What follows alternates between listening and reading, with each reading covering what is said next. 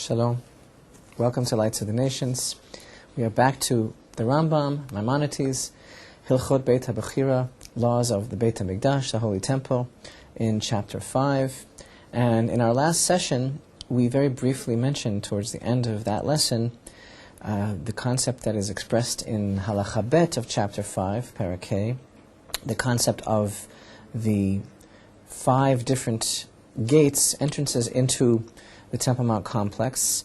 And I just want to go over that again because we didn't mention the names of the gates. The Rambam tells us in Halacha Bet, V'chamisha sharim hayulo. The Temple Mount had 5 gates of access.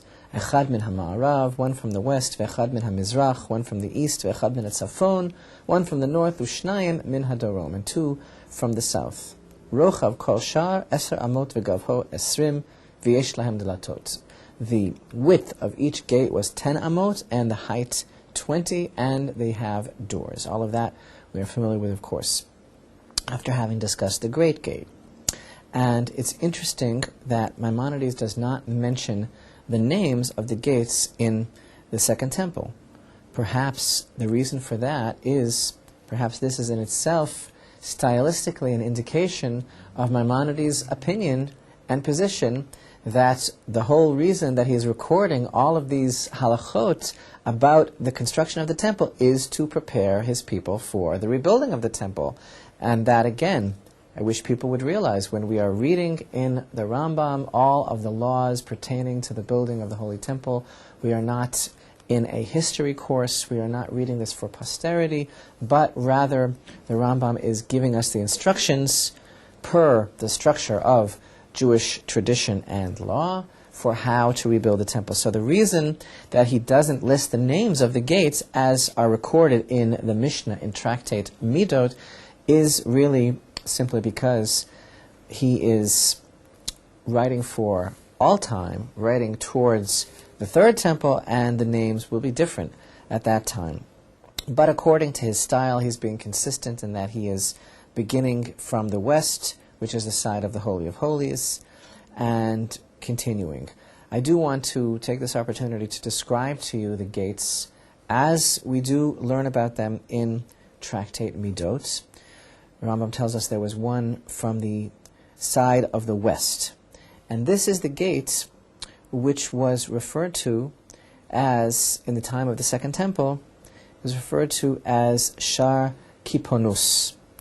And this actually is a derivative. This is from, by the way, chapter 1 of Tractate Midot, Mishnah 3. This word kiponos or kaifonos comes from the Greek for garden. This is because there was a rose garden planted outside this gate. This concept comes from a commentary on the Mishnah called the Shiltei Giburim, and that is Shar HaKiponus on the side of the west of the Temple Mount complex. The eastern gate, in the days of the Second Temple, was called Shar Shushan. Shushan being, of course, the name of the capital of the ancient Persian Empire, as we are all familiar with the story of Esther, Megillat Esther, the scroll of Esther that we read on Purim. Shushan was the capital of ancient Persia, the king Achashverosh. And this gate, the eastern gate, was called Shar Shushan because it is recorded for us that there was a massive mural, a beautiful depiction of Shushan painted on this gate. Some say that this was done at the command of the king of Persia, so that the people of Israel would have a certain kind of trepidation or fear from him. This tells us something about the lack of political freedom that the Jewish people had at the time of the Second Temple, that even in building the temple, it was necessary to have some sort of tribute to a foreign king. This is very problematic. And some say that it was actually done as a free will, as a tribute to the fact that the Persian Empire allowed the Jewish people to return and to rebuild the temple, and that actually, according to that interpretation, it was kind of done as a symbol of gratitude and esteem for the King Cyrus, who gave the permission, the declaration, as we read about in the Torah, for the returnees to come back and build the temple. I want to add also, don't forget that it's that eastern gate which connects to the bridge that we learned so much about, and connects to, spans over the Kidron Valley. It was through the eastern gate that, as the Mishnah tells us specifically, that the high priest would lead the heifer out for the burning of the red heifer, and all of those who were part of his party in the whole process of preparing the red heifer would go out through the eastern gate. Then the northern gate is quite interesting. It actually has also a name called Shar Tedi, or Tadi, and this actually comes also from another language, and this has a connotation. The word Tadi has a connotation of some sort of aspect of hiddenness, something being hidden from plain view. And we have a description in Tractate Midot of a situation in which a Kohen might be forced to leave the complex of the Beit HaMikdash in a very unobtrusive manner, wanting to leave in a very guarded and in a very unseen manner because of a situation that might have occurred which rendered him ritually impure, which rendered him unfit, and it's something of an embarrassment that something might have happened which would force him to leave the temple immediately. And in order to circumvent this embarrassing situation from becoming public knowledge, in order not to publicize his exit, this gate was especially made to facilitate the unseen departure of Kohanim who had to leave suddenly, so that they would not render the temple impure, and hence its name. Tadi, which is an expression of something which is hidden. An interesting thing that we learn about this gate was that its physical appearance, as you can see in an illustration that we have, its physical appearance was different than the other gates in the temple, in that this gate did not have an ordinary lintel, wasn't straight across the top, but rather it had two stones that leaned against each other in the manner that you see here. Next we learned about Ushnayim min Hadorom. There are two gates from the southern side, and these, of course, this is a reference to the gates of Chulda. The Chulda gates were the main gates of the temple, really, in that they were the ones that were most commonly used by the large numbers of the Olei Regel, the pilgrims who came to the temple from all over the Jewish world, would come and enter, by and large, from the southern access point through the Sharei Chulda, and there are different interpretations of this name. One tradition links the name Chulda to a prophetess by that name, and another is a reference to the fact that when one would enter into these gates on the southern side, one would actually traverse subterraneously a distance underneath the Rachava, the outer yard, the complex of the Temple Mount, through tunnels, and then come up on top in the outer area of the courtyard. And these tunnels are reminiscent of mice tunnels, and the word Chulda being a type of rodent also, and so that experience of coming through underground and coming through the tunnels. So this is the background of the names of the gates that Maimonides mentions so far. Regarding the prophetess Chulda, we have a tradition that in the time of the first temple, this particular prophetess, leader in Israel, actually stood before these gates on this side of the Temple Mount complex, and it was there that she exhorted the people of Israel to repent. I'd like to take this opportunity to mention something else now that the Rambam doesn't actually mention here, but which is actually quite important. Something extraneous, though, to this particular halacha, but this would be the place to mention it. There is a minor tractate of the Talmud called Tractate Sofrim, and there is a very beautiful idea that is recorded regarding an additional 2 gates in the Temple Mount. And these 2 gates were actually especially designed by King Solomon. And they had a very singular purpose. One of these gates was especially for mourners to pass through. And another of these 2 gates was especially for bridegrooms to pass through. And everyone knew that anyone going through this particular gate is suffering a loss, that just lost a close family member and is in mourning. And everyone knew that everyone going through this other gate, they were in close proximity of each other. Everyone going through this other gate is actually at the pinnacle of his joy, 2 extreme opposites, one in mourning and one about to be married. Pinnacle of his joy, a bridegroom about to be married.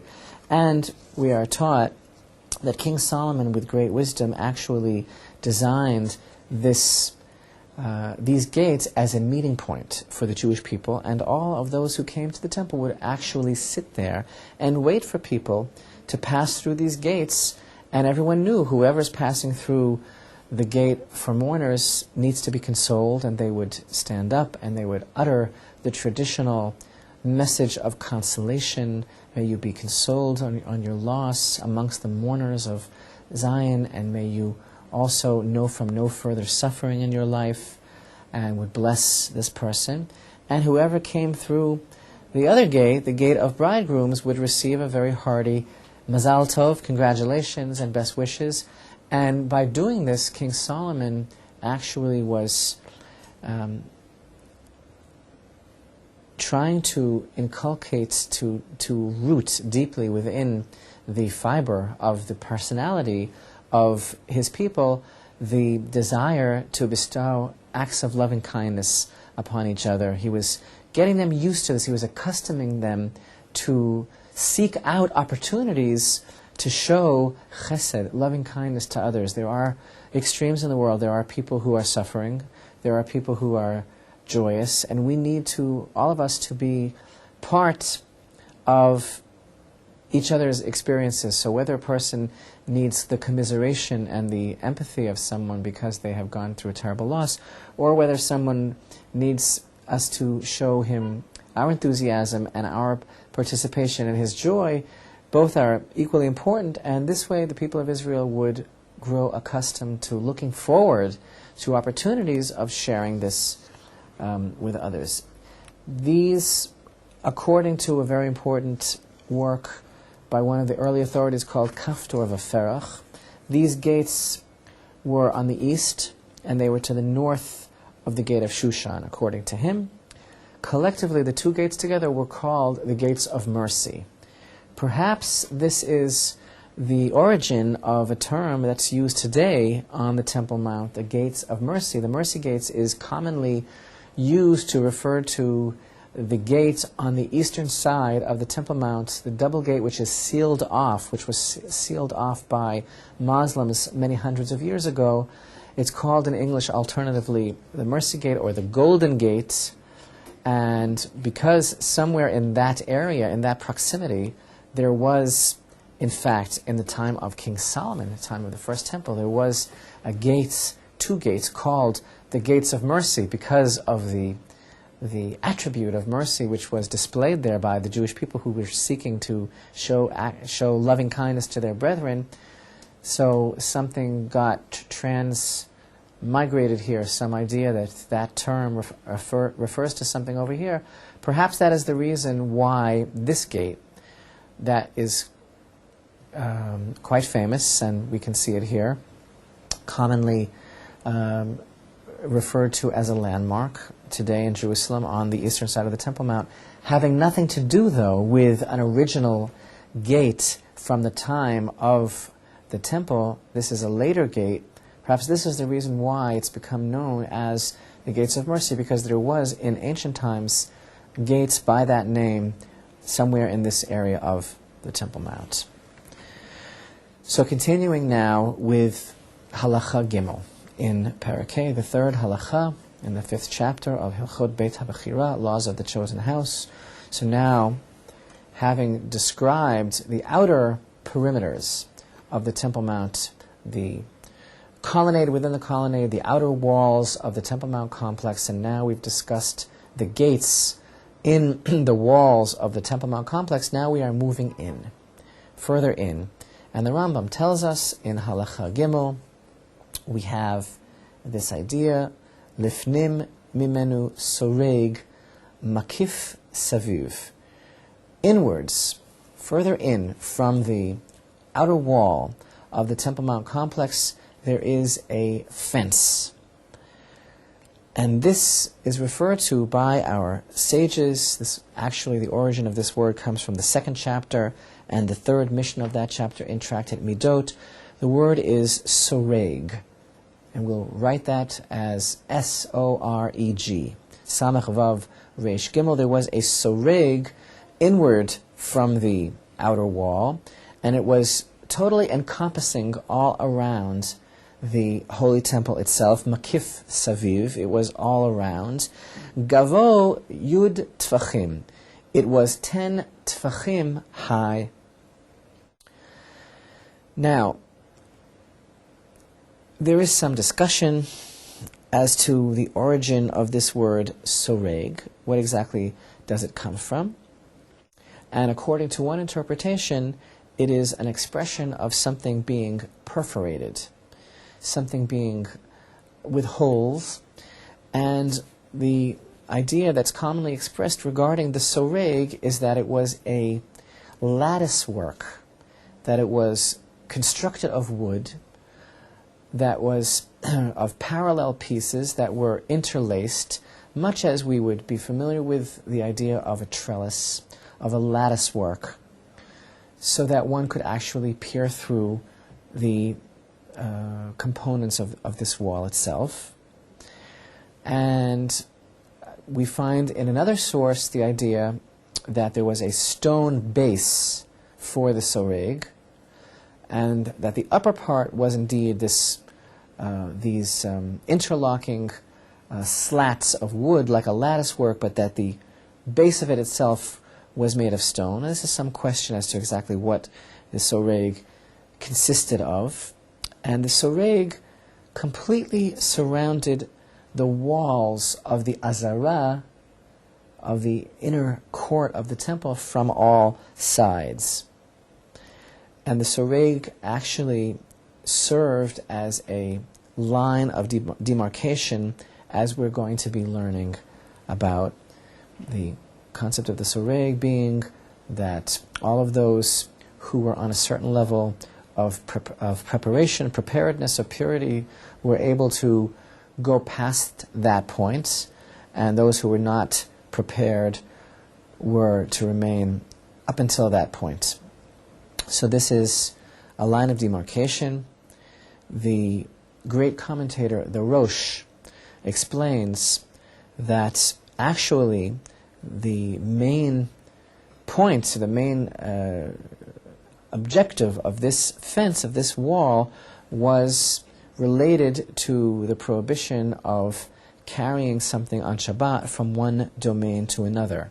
And that's why it had this particular height of 10 tfachim, because that is the height that's necessary in order to render a particular domain as a singular domain, and that the purpose that it served was to enable this activity to take place on Shabbat. There is another important idea which is expressed in the Mishnah that we always mention regarding the soreg, and we talk about this as well when we actually visit the Temple Mount and we see the area where the soreg stood. And that idea is that during the time of the Greek invasion of the Holy Temple, of the land of Israel and Jerusalem, the Temple, the time of the story of Hanukkah, when the Greeks invaded and came to the temple and rendered it impure. They actually broke a total of 13 breaches in the wall of the Soreg, and this was a sign of their contempt for the Holy Temple. And then later, when the forces of the Hashmonaim, those known as the Maccabim, were successful and with Hashem's help drove the Greeks out and purified the temple, the great sages of that generation enacted an edict that the breaches in the Soreg should be fixed, they should be beautified and plastered, but they were kept open. And from that time on, all of the pilgrims who came to visit the temple as a remembrance of the great miracle that God wrought for the Jewish people at that time, they would bow down in full prostration opposite these entrances, these pritzot, what had been breaches in the wall of the Soreg. And then the Rambam continues and tells us, past the Soreg, so we're going ever inward now in our description, from the outer walls of the Temple Mount complex, through the Rachava, the outer court, the complex of the mount, and now we've come up to the Soreg. V'lifnim min ha-Soreg ha-Chel. And then from the Soreg within is an area known as the Chel, Gavo Eser Amot, which is 10 Amot high. And the Chel actually is the area which separates between the Soreg and the wall of the court of the temple itself. And that is actually commonly how the concept of the Soreg is understood, that it is the separation, the distance between the Soreg and the wall of the Azara, that is the Chel. However, you must understand that the Rambam himself, as we have seen in other places earlier, the Rambam has sometimes a very distinctive and unusual interpretation of the tradition expressed by the Mishnah, and thus he structures and organizes his own idea of the temple according to his understanding. The Rambam, as opposed to others who maintain that the expression Chel means the separation between the Soreg and the wall of the Azara, the Rambam actually takes the word Chel as a nickname, as it were, as a description of the wall of the Azara itself. Not the distance between the Soreg and the Azara, but the wall of the Azara, the court of the temple itself. And this is actually the way he expresses himself in his commentary on the Mishnah in Tractate Midot, Parak Aleph, the first chapter, and the fourth Mishnah. He explains that the Chel is the wall which surrounds the entire court from within the wall of the Temple Mount.